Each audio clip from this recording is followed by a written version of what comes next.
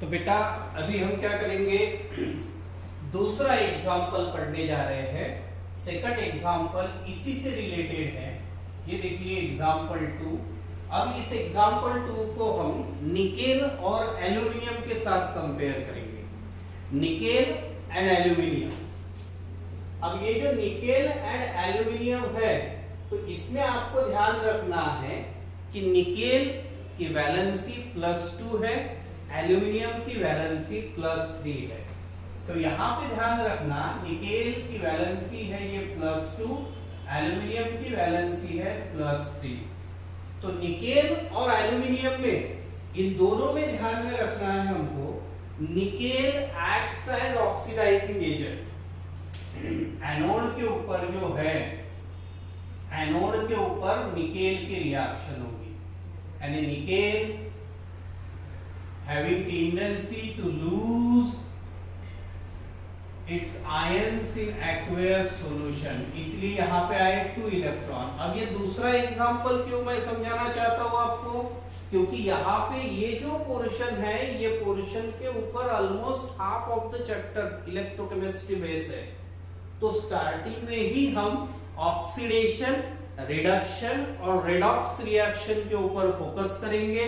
हम oxidising pair यानी oxidation कैसे होता है, loss of electron, gain of electron कैसे होता है, increase in oxidation number, decrease in oxidation number कैसे होता है, इस पार्ट के ऊपर फोकस कर रहे हैं, ताकि जब हम पढ़ना शुरू करें एक्चुअल, तो हमको दिक्कत ना हो। तो nickel having tendency to lose electrons. अब ये क्योंकि इसका ऑक्सीडेशन नंबर या चार्ज नंबर 2 है, +2 है, तो ये 2 इलेक्ट्रॉन लूज करेगा। ये हो गया ऑक्सीडेशन। अब कैथोड के ऊपर एल्यूमिनियम की रिएक्शन होगी।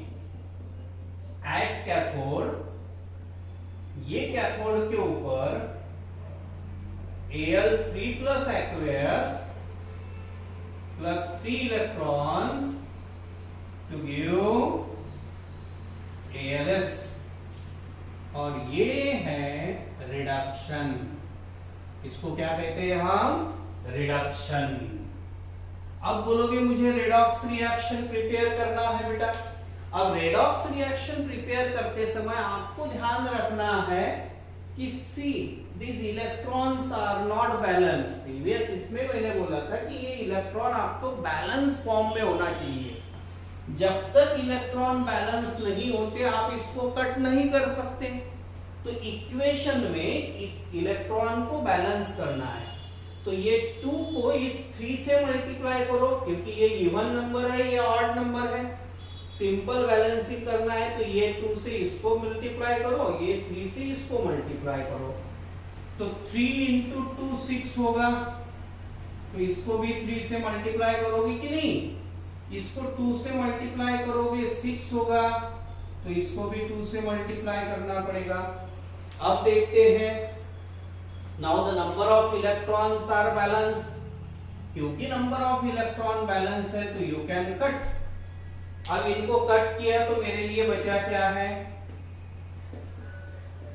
Thrice NiS plus twice Al3 plus aqueous to give thrice Ni2 plus aqueous plus twice ALS, and this is your net cell reaction। अब ये जो नेट सेल रिएक्शन है आपकी, इसमें फिर से देखो, ये जो नंबर हमने यूज किए हैं बैलेंसिंग के लिए, इसके साथ हमारा कोई लेना देना नहीं। निकेल एलिमेंटल स्टेट में है, ऑक्सीडेशन नंबर 0, एल्यूमिनियम की वैलेंसी 3+ है +3, निकेल की वैलेंसी 2+ है +2, एल्यूमिनियम एलिमेंटल स्टेट में है 0। तो यहां पे हम देखते हैं निकेल का +0 यानी 0 का +2 में कन्वर्शन हुआ, यानी there is increase in oxidation number. और क्योंकि इंक्रीज इन ऑक्सीडेशन नंबर हुआ, तो ये है oxidation. At the same time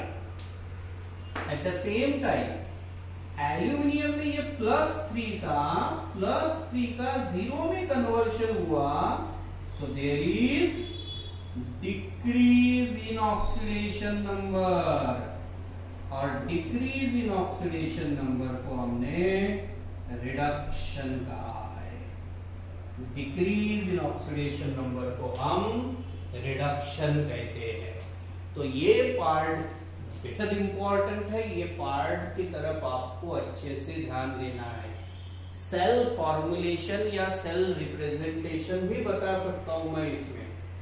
हम EMF ऑफ सेल की वैल्यू जो है वो भी यहाँ पे कैलकुलेट कर सकते हैं इफ गिवन, लेकिन ये इंट्रोडक्टरी पार्ट में सिर्फ हमको ध्यान रखना है ऑक्सीडेशन कैसे होता है, ऑक्सीडेशन, रिडक्शन, रेडॉक्स रिएक्शन, फिर इंक्रीज इन ऑक्सीडेशन नंबर और डिक्रीज इन ऑक्सीडेशन नंबर, ये पेयर आइडेंटिफिकेशन। दूसरा इसमें ध्यान रखना है कि ऑक्सीडेशन में प्लस इलेक्ट्रॉन राइट साइड में यानी प्रोडक्ट साइड में होते हैं, रिडक्शन रिएक्शन में प्लस इलेक्ट्रॉन रिएक्टेंट साइड में होते हैं। और इस तरीके से आपको ये एग्जांपल सॉल्व करना है।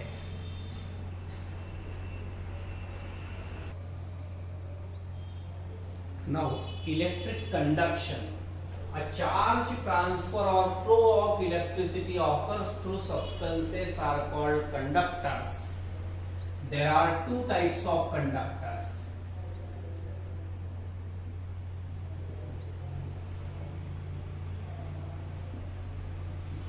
There are two types of conductors.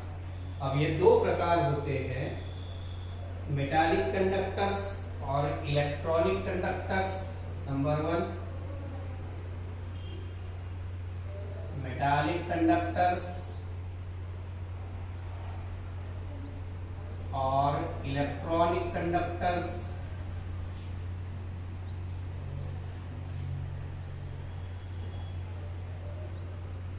और दूसरा टाइप होता है इलेक्ट्रोलाइटिक कंडक्टर्स और ionic conduction.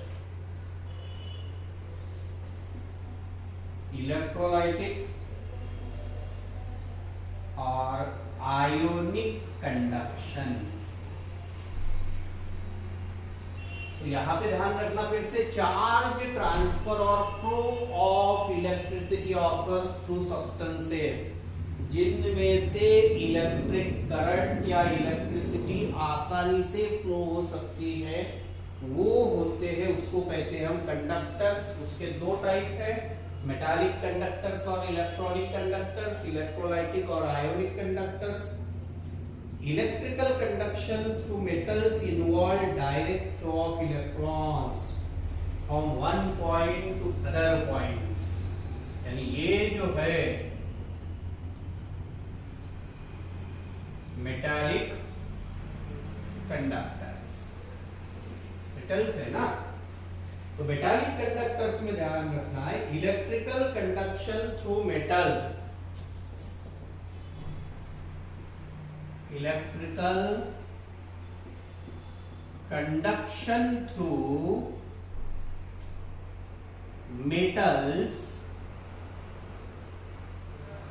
electrical conduction through metals involve a direct flow of electrons, involve a direct flow of electrons,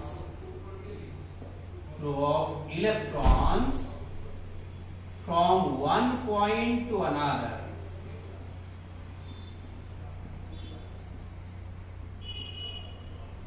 from one point to another। और इसी को हम कहते हैं बेटा मेटालिक कंडक्टर्स। दूसरा होता है इलेक्ट्रोलाइटिक कंडक्शन। कंडक्शन बोलो, कंडक्टर बोलो। इलेक्ट्रोलाइटिक कंडक्शन में इसमें ध्यान रखना है आपको, electrolytic conduction involves conduction of electric current. Electrolytic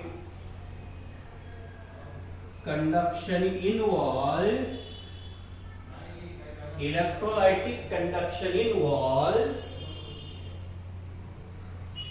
conduction of electric current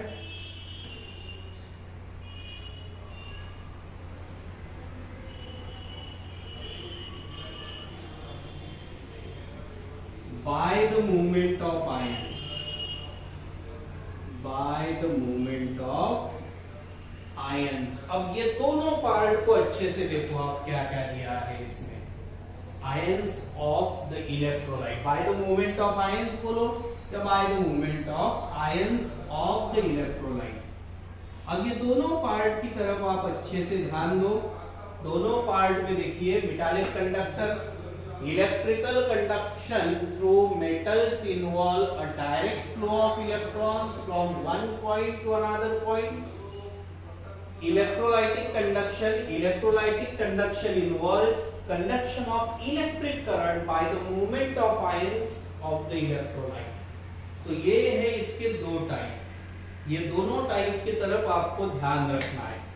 इसके अलावा हमको खास ध्यान देना है मेन नेक्स्ट पार्ट में इलेक्ट्रोलाइट, क्योंकि यहाँ पे वर्ड आया है अभी इलेक्ट्रोलाइट। तो जिस सॉल्यूशन में से इलेक्ट्रिक करंट पास होता है ऐसे सॉल्यूशन को, या जिस सब्सटेंस में से इलेक्ट्रिक करंट पास होता है उसको कहते हैं हम इलेक्ट्रोलाइट। जिन सॉल्यूशन में से इलेक्ट्रिक करंट पास नहीं होता है उनको कहते हैं हम नॉन इलेक्ट्रोलाइट। तो इस तरीके से ये दो टर्मिनोलॉजी यूज करते हैं हम, इलेक्ट्रोलाइट्स एंड नॉन इलेक्ट्रोलाइट्स। अब इसमें स्ट्रॉन्ग इलेक्ट्रोलाइट्स भी आता है, वीक इलेक्ट्रोलाइट्स भी आता है। बेसिक आइडिया दे रहा हूं मैं आपको। इसके अलावा स्ट्रॉन्ग इलेक्ट्रोलाइट्स भी आता है, वीक इलेक्ट्रोलाइट्स भी आता है। तो वो सब बताने से पहले ये जो पार्ट है इसको या तो इसका स्क्रीनशॉट ले लो या पॉज करके आप इसको लिख लो। अब आगे के पोर्शन में सिर्फ ध्यान दीजिए, मैंने आपको बोला है इलेक्ट्रोलाइट्स सिर्फ बेसिक ध्यान देना, इसके बारे में हम और डिटेल में पढ़ेंगे। इलेक्ट्रोलाइट्स जिनकी कंडक्टिविटी हाइयर होती है, जो ions can easily produce, easily dissociate. फिर non electrolytes lower conductivity, can not dissociate into ions, इसको कहते हैं हम नॉन इलेक्ट्रोलाइट्स। उसके बाद में आगे ध्यान रखना है आपको नॉन इलेक्ट्रोलाइट्स के बाद में यहाँ पे particularly solutions of strong electrolytes and weak electrolytes, strong electrolytes and weak electrolytes. Weak electrolytes dissociates to a little extent. Weak electrolytes are the solution which dissociates to a little extent, and strong electrolytes are the solution which dissociate to a greater extent, larger dissociation। इनके अलावा हमको आगे के part में resistance पढ़ना है, conductivity पढ़ना है, कंडक्टेंस पढ़ना है। टर्मिनोलॉजी के ध्यान रखना, टर्मिनोलॉजी जो बोल रहा हूं, ओहम्स लॉ भी पढ़ना है हमको, रेजिस्टेंस भी पढ़ना है, रेजिस्टिविटी भी पढ़ना है, मोलार कंडक्टिविटी भी पढ़ना है, कंडक्टेंस भी पढ़ना है हमको। ये वीक इलेक्ट्रोलाइट और स्ट्रॉन्ग इलेक्ट्रोलाइट के जो सॉल्यूशंस है डिफरेंट उसको डिसोसिएट भी करना है। तो ये सभी पार्ट आने वाले नेक्स्ट पीरियड में हम कंटिन्यू करेंगे। आज के दोनों पार्ट को क्लब करके आपको अच्छे से पढ़ना है। ओके, तो ये पोर्शन जो है इलेक्ट्रोकेमिस्ट्री के स्टार्टिंग के पोर्शन से ही आपको सीरियसली प्रैक्टिस करना है। सीरियसली प्रैक्टिस करोगे तो इसमें अच्छा स्कोर या अच्छे मार्क्स मिलने के चांसेस होते हैं। हम अगर निग्लेक्ट करते हैं या हमारा ध्यान अगर इधर रखते नहीं है तो हमको तकलीफ हो सकती है। इसलिए बेटा मैं बोल रहा हूँ बार बार, मैंने एक छोटे से पार्ट के ऊपर इतना समय सिर्फ और सिर्फ इसलिए लगाया है क्योंकि ये जो रेडॉक्स रिएक्शन या स्टार्टिंग का पोर्शन है, ये पोर्शन ही आगे आधे चैप्टर में आपको मदद करने वाला है। ऑलमोस्ट हाफ पोर्शन जो है आपका इसी पार्ट के ऊपर रहने वाला है। इसलिए मैं आपको बोल रहा हूँ कि ये जो पार्ट है प्लीज अच्छे से रिवाइज करो, अच्छे से सॉल्व करो। कोई डाउट रहा तो मुझे पूछना, we will continue on next lecture.